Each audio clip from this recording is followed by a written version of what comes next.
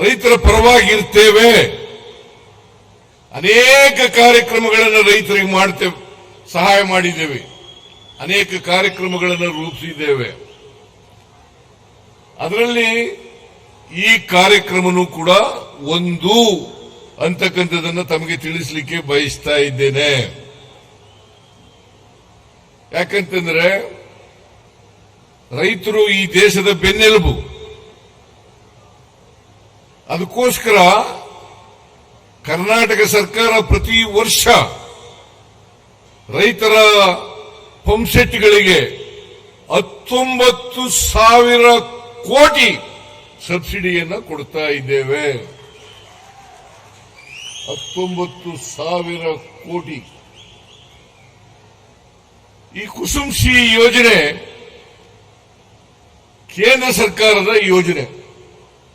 2021ರಲ್ಲಿ ಕರ್ನಾಟಕದಲ್ಲಿ ಜಾರಿಯಾಗಿ ಮಾಡಬೇಕು ಅಂತ ಹೇಳಿ ತೀರ್ಮಾನ ಆಯಿತು. ನಮ್ಮ ಸರ್ಕಾರ ಇರಲಿಲ್ಲ ಆಗ. 21, 22, 23 ನಮ್ಮ ಸರ್ಕಾರ ಇರಲಿಲ್ಲ. ಆಗ ಇದ್ದಂತ ಸರ್ಕಾರ ಬಿಜೆಪಿ ಸರ್ಕಾರ. ಬಿಜೆಪಿ ಸರ್ಕಾರ 2021ರಲ್ಲಿ ಕರ್ನಾಟಕದಲ್ಲಿ ಮಾಡಬೇಕು ಅಂತೇಳಿ ತೀರ್ಮಾನ ಆಗಿದ್ರೂ ಕೂಡ ಇಂದಿನ ಬಿಜೆಪಿ ಸರ್ಕಾರ 2 ವರ್ಷಗಳ ಕಾಲ ಈ ಯೋಜನೆಯನ್ನ ಜಾರಿ ಮಾಡತಕ್ಕಂಥ ಪ್ರಯತ್ನವನ್ನ ಮಾಡಲಿಲ್ಲ. ಇದನ್ನ ನೀವು ಅರ್ಥ ಮಾಡ್ಕೋಬೇಕಾಗ್ತದೆ. ಅವರು ಮಾಡಿದ್ರೆ, ಅವರು ರೈತ ಪರವಾದಂತ ಕಾಳಜಿ ಇದ್ದಿದ್ರೆ ಅವರು ಆ ಕಾರ್ಯಕ್ರಮವನ್ನ ಜಾರಿ ಮಾಡ್ತಾ ಇದ್ರು. ಅವರು ಜಾರಿ ಮಾಡದೇ ಇರೋದ್ರಿಂದ, ಯಾಕೆಂದ್ರೆ ಇದು ಕೇಂದ್ರ ಸರ್ಕಾರದ ಕಾರ್ಯಕ್ರಮ ಆದರೂ ಕೂಡ ಕುಸುಮ್ ಸಿ ನಲ್ಲಿ 1 ಮೆಗಾವ್ಯಾಟ್ ವಿದ್ಯುತ್ ಉತ್ಪಾದನೆಗೆ 1,05,00,000 ರೂಪಾಯಿಗಳನ್ನು ಕೇಂದ್ರ ಸರ್ಕಾರ ಕೊಡುತ್ತದೆ. ಉಳಿದ ಖರ್ಚನ್ನ, ಉತ್ಪಾದನೆಗೆ ತೆಗೆತಕ್ಕಂಥ ವೆಚ್ಚವನ್ನ ರಾಜ್ಯ ಸರ್ಕಾರ ಮಾಡ್ತದೆ ಅಂತಕ್ಕಂಥ ಮಾತುಗಳನ್ನ ಹೇಳಲಿಕ್ಕೆ ಬಯಸ್ತಾ ಇದ್ದೇನೆ. ಯಾಕಂದ್ರೆ 1 ಮೆಗಾವ್ಯಾಟ್ ವಿದ್ಯುತ್ ಅನ್ನು ಉತ್ಪಾದನೆ ಮಾಡಬೇಕಾದ್ರೆ ಸುಮಾರು 3 ಕೋಟಿ ಖರ್ಚಾಗ್ತದೆ. ಈ 3 ಕೋಟಿ ರೂಪಾಯಿನಲ್ಲಿ 1,05,00,000 ಕೇಂದ್ರ ಸರ್ಕಾರ ಕೊಡ್ತಕ್ಕಂಥದ್ದು. ಕುಸುಮ್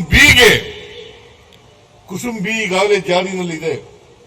ಕುಸುಮ್ ಬಿಗೆ 50% ರಾಜ್ಯ ಸರ್ಕಾರ ಭರಿಸ್ತದೆ. ಕೇಂದ್ರ ಸರ್ಕಾರ 30% ಮಾತ್ರ ಕೊಡ್ತದೆ.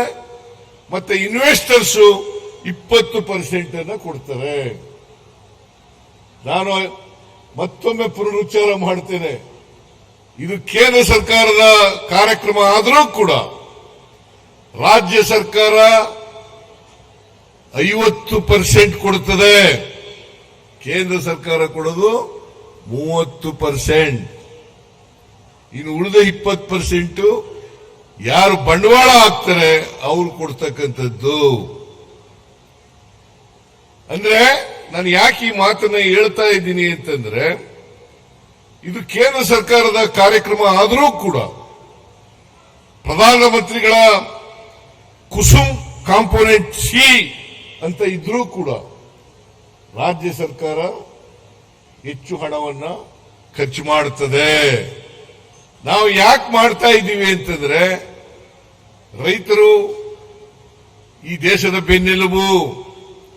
ದೇಶದ ರೈತರು ಆಹಾರದ ಉತ್ಪಾದನೆಯನ್ನು ಮಾಡ್ತಕ್ಕಂಥವರು. ಕರ್ನಾಟಕ ರಾಜ್ಯ, ಇಡೀ ದೇಶ ಆಹಾರದಲ್ಲಿ ಸ್ವಾವಲಂಬನೆ ಆಗಬೇಕಾದ್ರೆ ರಾಜ್ಯ ಸರ್ಕಾರ ರೈತರ ಪರವಾಗಿ ನಿಲ್ಲಬೇಕಾಗ್ತದೆ. ಈ ಕೆಲಸವನ್ನ ನಾವು ಮಾಡ್ತಾ ಇದ್ದೀವಿ ಅಂತಕ್ಕಂಥ ಮಾತುಗಳನ್ನ ಹೇಳಲಿಕ್ಕೆ ಬಯಸ್ತಾ ಇದ್ದೇನೆ. 2 ವರ್ಷ ಬಿಜೆಪಿಯವರು ಮಾಡಲಿಲ್ಲ. ಕೆಜೆ ಜಾರ್ಜ್ ಅವರು ಇಂಧನ ಸಚಿವರು ಆದ್ಮೇಲೆ ಕೇಂದ್ರ ಸರ್ಕಾರ ಜೊತೆ ಚರ್ಚೆ ಮಾಡಿ ಈ ಕಾರ್ಯಕ್ರಮ ಇವತ್ತು ಜಾರಿಯಾಗಿದೆ. ಅದಕ್ಕೋಸ್ಕರ ಜಾರ್ಜ್ ಅವರಿಗೆ ಧನ್ಯವಾದಗಳನ್ನು ಸಲ್ಲಿಸಲಿಕ್ಕೆ ಬಯಸ್ತಾ ಇದ್ದೇನೆ. ಅವರ ಅಧಿಕಾರಿಗಳಿಗೂ ಕೂಡ ಧನ್ಯವಾದಗಳನ್ನು ಹೇಳಲಿಕ್ಕೆ ಬಯಸ್ತಾ ಇದ್ದೇನೆ.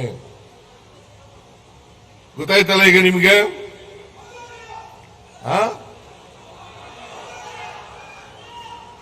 ಬಿಜೆಪಿ ಸರ್ಕಾರ ಒಂದೇ ಒಂದು ಮೆಗಾವ್ಯಾಟ್ ವಿದ್ಯುತ್ ಅನ್ನು ಕೂಡ ಉತ್ಪಾದನೆ ಮಾಡಲಿಲ್ಲ. ನಾವು ಅಧಿಕಾರಕ್ಕೆ ಬಂದ ಮೇಲೆ 2 ವರ್ಷದಲ್ಲಿ 4,000ಕ್ಕೂ ಹೆಚ್ಚು ಮೆಗಾವ್ಯಾಟ್ ವಿದ್ಯುತ್ ಅನ್ನು ಉತ್ಪಾದನೆ ಮಾಡಿದ್ದೇವೆ. 4,000ಕ್ಕೂ ಹೆಚ್ಚು ಮೆಗಾವ್ಯಾಟ್ ವಿದ್ಯುತ್ ಅನ್ನು ಉತ್ಪಾದನೆ ಮಾಡಿದ್ದೇವೆ. ಇವತ್ತು ಕರ್ನಾಟಕದಲ್ಲಿ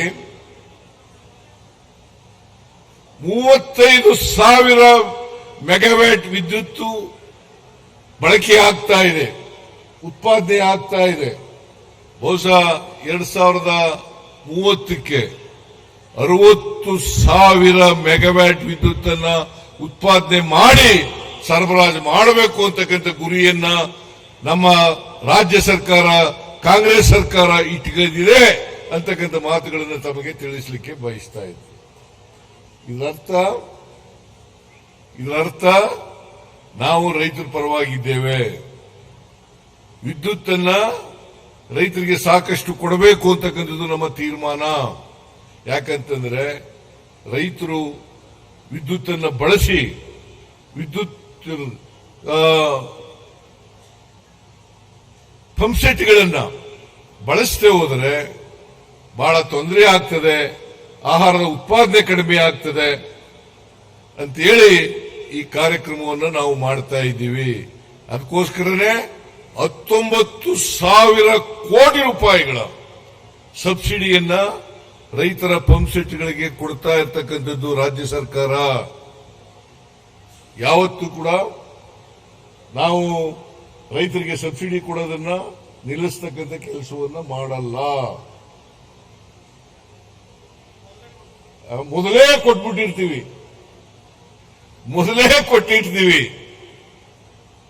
ಹಾಗೇನೆ ಇವತ್ತು ಗೃಹ ಜ್ಯೋತಿ ಕಾರ್ಯಕ್ರಮ ಇದೆಯಲ್ಲ, ಗೃಹ ಜ್ಯೋತಿ ಕಾರ್ಯಕ್ರಮ ಈಗಾಗಲೇ 9,000 ಚಿಲ್ಲರೆ 9,200 ಕೋಟಿ ರೂಪಾಯಿ ಅಲ್ಲ, 9,200 ಕೋಟಿ ರೂಪಾಯಿಗಳನ್ನ 2024-25ನೇ ಸಾಲಿನಲ್ಲಿ ಪಾವತಿ ಮಾಡಿದ್ದೇವೆ. ಸುಮಾರು 1,60,00,000 ಕುಟುಂಬಗಳಿಗೆ 1,64,00,000 ಕುಟುಂಬಗಳಿಗೆ 200 ಯೂನಿಟ್ ವರೆಗೆ ಫ್ರೀ ಕರೆಂಟ್ ಅನ್ನು ಕೊಡ್ತಾ ಇದ್ದೀವಿ. ನೋಡಿ, ನೀವು ಫ್ರೀ ಕರೆಂಟ್ ಕೊಟ್ಟರು ಕೂಡ ಚಪ್ಪಾಳೆ ತಟ್ಟೋದಿಲ್ವಲ್ಲ? ಫ್ರೀ ಕರೆಂಟು ಹಿಂದೆ ಯಾವುದಾದ್ರೂ ಸರ್ಕಾರ ಕೊಟ್ಟಿತ್ತ ನಿಮ್ಗೆ? ಇದರ ಅರ್ಥ ನಾವು ಬಡವರ ಪರವಾಗಿದ್ದೀವಿ, ದಲಿತರ ಪರವಾಗಿದ್ದೀವಿ, ಹಿಂದುಳಿದವರ ಪರವಾಗಿದ್ದೀವಿ. ಅದಕ್ಕೋಸ್ಕರವಾಗಿ ಅನೇಕ ಗ್ಯಾರಂಟಿ ಯೋಜನೆಗಳನ್ನು ಜಾರಿಗೆ ತಂದಿರತಕ್ಕಂಥದ್ದು. ಶಕ್ತಿ ಯೋಜನೆ, ಗೃಹಲಕ್ಷ್ಮಿ ಯೋಜನೆ, ಗೃಹ ಜ್ಯೋತಿ ಯೋಜನೆ, ಅನ್ನಭಾಗ್ಯ, ಯುವ ನಿಧಿ ಕಾರ್ಯಕ್ರಮ. ವಿರೋಧ ಪಕ್ಷದವರು, ಜೆಡಿಎಸ್ನವರು ಟೀಕೆ ಮಾಡ್ತಾರೆ. ಏನಂತ ಟೀಕೆ ಮಾಡ್ತಾರೆ? ಈ ಕಾರ್ಯಕ್ರಮಗಳಿಗೆ ಗ್ಯಾರಂಟಿ ಯೋಜನೆಗಳನ್ನ ಜಾರಿ ಕೊಟ್ಟದ್ರಿಂದ ಅಭಿವೃದ್ಧಿಗೆ ಹಣ ಇಲ್ಲ. ನಾನು ಕೇಳ್ತೀನಿ, 19,000 ಕೋಟಿ ಸಬ್ಸಿಡಿ ಕೊಡ್ತಾ ಇದೀವಲ್ಲ, ದಿವಾಳಿ ಆಗಿರ್ತಕ್ಕಂಥ ಸರ್ಕಾರದಲ್ಲಿ ಕೊಡ್ಲಿಕ್ಕೆ ಸಾಧ್ಯ ಆಯ್ತಿತ್ತ? ಇಂತಹ ಕುಸುಮ ಯೋಜನೆ, ಕುಸುಮ ಸಿ, ಕುಸುಮ ಬಿ ಯೋಜನೆಯನ್ನ ಜಾರಿ ಮಾಡಲಿಕ್ಕೆ ಸಾಧ್ಯ ಆಯ್ತಿತ್ತ? ಇದನ್ನ ನೀವು ಅರ್ಥ ಮಾಡ್ಕೋಬೇಕು ಅಂತಕ್ಕಂಥದ್ದು ನನ್ನ ಮನವಿ ಅಂತಕ್ಕಂಥ ಮಾತುಗಳನ್ನು ಹೇಳಲಿಕ್ಕೆ ಬಯಸ್ತಾ ಇದ್ದೇನೆ. ಯಾಕಂತಂದ್ರೆ ಬಿಜೆಪಿಯವರು ಸುಳ್ಳು. ಅವರು ಅಧಿಕಾರದಲ್ಲಿದ್ದಾಗ ಏನೂ ಮಾಡಲಿಲ್ಲ, ಬರೀ ಲೂಟಿ ಹೊಡ್ಕೊಂಡಿದ್ರು. ಆ ಲೂಟಿ ಹೊಡೆದವರು ನಮಗೆ ಇವತ್ತು ಅಪಪ್ರಚಾರದಲ್ಲಿ ತೊಡಗಿದ್ದಾರೆ. ಅಪಪ್ರಚಾರದಲ್ಲಿ ತೊಡಗಿದ್ದಾರೆ. ಅದರಿಂದ ಈ ಬಿಜೆಪಿಯವರ ಅಪಪ್ರಚಾರಗಳಿಗೆ ಮಾತ್ ಕಿವಿ ಕೊಡಕ್ ಹೋಗ್ಬೇಡಿ. ನಾವು ನುಡಿದಂತೆ ನಡೆದಂತ ಸರ್ಕಾರ, ಏನು ಜನರಿಗೆ ಹೇಳಿದ್ದು ಅವುಗಳನ್ನ ಚಾಚೂ ತಪ್ಪದೇನೆ ಜಾರಿ ಮಾಡಿದ್ದೇವೆ. 2013ರಿಂದ 18ರವರೆಗೆ ನಾವು ಅಧಿಕಾರದಲ್ಲಿದ್ದಾಗ 2013ರಿಂದ 18ರವರೆಗಿದ್ದಾಗ 165 ಭರವಸೆಗಳನ್ನ ನಮ್ಮ ಪ್ರಣಾಳಿಕೆ ಮೂಲಕ ಕೊಟ್ಟಿದ್ದು. ಈ ಸಾರಿ ಅಧಿಕಾರಕ್ಕೆ ಬಂದ ಮೇಲೆ 593 ಭರವಸೆಗಳನ್ನು ಕೊಟ್ಟಿದ್ದೇವೆ. 2013ರಿಂದ 18ರವರೆಗೆ ನಾವು ಅಧಿಕಾರದಲ್ಲಿದ್ದಾಗ 165 ಭರವಸೆಗಳಲ್ಲಿ 158 ಭರವಸೆಗಳನ್ನ ಈಡೇರಿಸಿದ್ದೀವಿ. ಈಗ ಅಧಿಕಾರಕ್ಕೆ ಬಂದ ಮೇಲೆ 593 ಭರವಸೆಗಳಲ್ಲಿ 242 ಭರವಸೆಗಳನ್ನು ಈಡೇರಿಸಿದ್ದೇವೆ.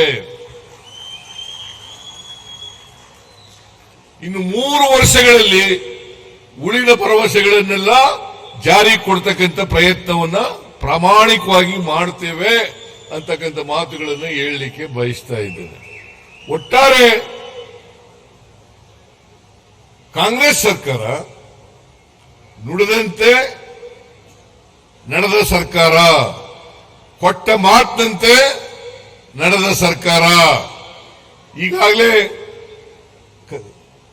ಕೆಜೆ ಜಾರ್ಜ್ ಅವರು ಮತ್ತೆ ಪುಟ್ಟಸ್ವಾಮಿ ಗೌಡರು, ಶಿವಶಂಕರ ರೆಡ್ಡಿ ಅವರು, ಆಮೇಲೆ ಸುಧಾಕರ್ ಅವರು ಅನೇಕ ಒತ್ತಾಯಗಳನ್ನು ಮಾಡಿದ್ದಾರೆ. ಅನೇಕ ಎಲ್ಲ ಒತ್ತಾಯಗಳನ್ನ ಜಾರಿ ಮಾಡಲಿಕ್ಕೆ ಸಾಧ್ಯ ಆಗದೆ ಇರಬಹುದು. ಯಾಕಂತಂದ್ರೆ ಸುಧಾಕರ್ ಅವರು ಮಂತ್ರಿ ಮಂಡಲದಲ್ಲಿ ಇರ್ತಕ್ಕಂಥ ಸದಸ್ಯರು, ಆಮೇಲೆ ಜಾರ್ಜ್ ಅವರು ಮಂತ್ರಿಮಂಡಲದಲ್ಲಿ ಇರ್ತಕ್ಕಂಥ ಸದಸ್ಯರು. ಅವರು ನಾವು ಎಲ್ಲ ಸೇರಿ ಈ ರಾಜ್ಯಕ್ಕೆ ರೈತರಿಗೆ ಏನ್ ಮಾಡಬೇಕು, ಏನ್ ಮಾಡಿದ್ರೆ ಒಳಿತಾಗ್ತದೆ ಅಂತಕ್ಕಂಥ ಮಾತುಗಳನ್ನ ಹೇಳಲಿಕ್ಕೆ ಬಯಸ್ತಾ ಇದ್ದೇನೆ. ಶಿವಶಂಕರ ರೆಡ್ಡಿ, ನೀವು ಹೇಳಿರ್ತಕ್ಕಂಥ ಒತ್ತಾಯಗಳಿದ್ದಾವಲ್ಲ, ಎಲ್ಲರೂ ಮಾಡಕ್ಕಾಗದೇ ಇರಬಹುದು, ಆದರೆ ಕೆಲವನ್ನ ನೆರವೇರಿಸತಕ್ಕಂಥ ಪ್ರಾಮಾಣಿಕ ಪ್ರಯತ್ನವನ್ನ ಮಾಡುತ್ತೇನೆ. ಪುಟ್ಟಸ್ವಾಮಿ ಗೌಡರು ಕೆಲವು ಒತ್ತಾಯಗಳನ್ನು ಮಾಡಿದ್ದಾರೆ. ಅದು ಅದರಲ್ಲಿ ಬಹಳ ಮುಖ್ಯವಾಗಿ ಅಲ್ಲೂ ಹೇಳ್ತಾ ಇದ್ರು, ನಾನು ಬರುವಾಗ ಹೇಳ್ಕೊ ಬರ್ತಾ ಇದ್ರು, ಚಿಕ್ಕಬಳ್ಳಾಪುರಕ್ಕೆ ಬಂದ ಮೇಲೆ ಹೇಳ್ತಾ ಇದ್ರು, ಚಿಕ್ಕಬಳ್ಳಾಪುರಕ್ಕೆ ಅಲ್ಲ ಗೌರಿಬಿದನೂರಿಗೆ ಒಳಚರಂಡಿ ವ್ಯವಸ್ಥೆ ಇಲ್ಲ, ಒಳಚರಂಡಿ ವ್ಯವಸ್ಥೆ ಇಲ್ಲ.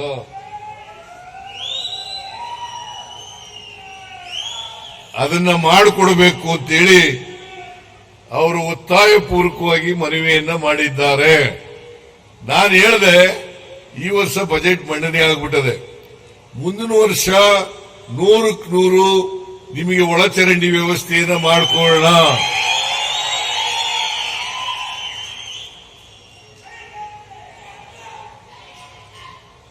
ಆಗ್ಬೋದಾ?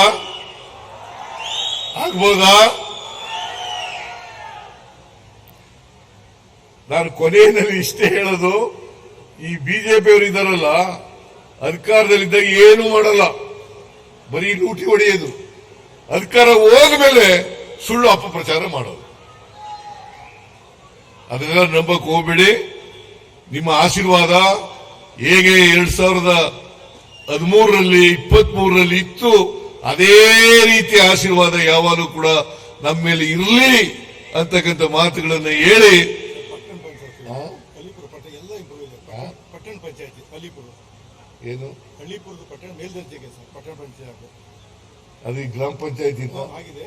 ಪಟ್ಟಣಕ್ಕೆಲ್ಲ ಆಗ್ಲೇಬೇಕಾದ್ರೆ ಈಗ ಅಲಿಪುರ ಗೌರಿಬಿದನೂರು ಕ್ಷೇತ್ರಕ್ಕೆ ಸೇರ್ತದೆ, ಅದು ಗ್ರಾಮ ಪಂಚಾಯತಿ ಇದೆ. ಪುಟ್ಟಸ್ವಾಮಿ ಗೌಡರು ಹೇಳ್ತಾರೆ ಅದನ್ನ ಪಟ್ಟಣ ಪಂಚಾಯತಿಯನ್ನಾಗಿ ಮೇಲ್ದರ್ಜೆಗೆ ಏರಿಸಿ ಅಂತಕ್ಕಂಥ ಮನವಿಯನ್ನು ಮಾಡಿದ್ದಾರೆ. ಅದನ್ನು ಮಾಡ್ಕೊಳ್ಳೋಣ.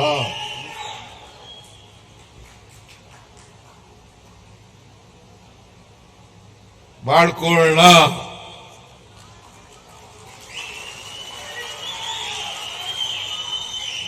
ನಾವು ಜನಪರವಾಗಿರ್ತಕ್ಕಂಥ ಸರ್ಕಾರ, ಬಡವರ ಪರವಾಗಿರ್ತಕ್ಕಂಥ ಸರ್ಕಾರ, ರೈತರ ಪರವಾಗಿರ್ತಕ್ಕಂಥ ಸರ್ಕಾರ, ದಲಿತರ ಪರವಾಗಿರ್ತಕ್ಕಂಥ ಸರ್ಕಾರ, ಮಹಿಳೆಯರ ಪರವಾಗಿರ್ತಕ್ಕಂಥ ಸರ್ಕಾರ, ಅಲ್ಪಸಂಖ್ಯಾತರ ಪರವಾಗಿರ್ತಕ್ಕಂಥ ಸರ್ಕಾರ. ಯಾವುದೇ ಈಗ ನೋಡಿ, ನಾವು ಗ್ಯಾರಂಟಿ ಯೋಜನೆಗಳನ್ನು ಮಾಡಿದೀವಲ್ಲ, ಆ ಗ್ಯಾರಂಟಿ ಯೋಜನೆಗಳಲ್ಲಿ ಯಾವುದೇ ಪಕ್ಷ, ಧರ್ಮ, ಜಾತಿ ಇಲ್ಲ. ಬಿಜೆಪಿಯವರು ಇರಲಿ, ಜೆಡಿಎಸ್ನವರು ಇರಲಿ, ಹಿಂದೂ ಧರ್ಮಕ್ಕೆ ಸೇರಿರಲಿ, ಕ್ರಿಶ್ಚಿಯನ್ ಧರ್ಮಕ್ಕೆ ಸೇರಿರಲಿ, ಮುಸಲ್ಮಾನ್ ಧರ್ಮಕ್ಕೆ ಸೇರಿರಲಿ, ಯಾವುದೇ ಜಾತಿ ಸೇರಿರ್ತಕ್ಕಂಥ ಎಲ್ಲ ಬಡವರಿಗೂ ಕೂಡ ನ್ಯಾಯ ಕೊಡ್ತಕ್ಕಂಥ ಪ್ರಾಮಾಣಿಕ ಪ್ರಯತ್ನವನ್ನ ಮಾಡ್ತಾ ಇದ್ದೇವೆ ಅಲ್ವಾ? ಹೌದಾ ಅಲ್ಲ? ಅದರಿಂದ ಇನ್ನು ಮುಂದೆನೂ ಕೂಡ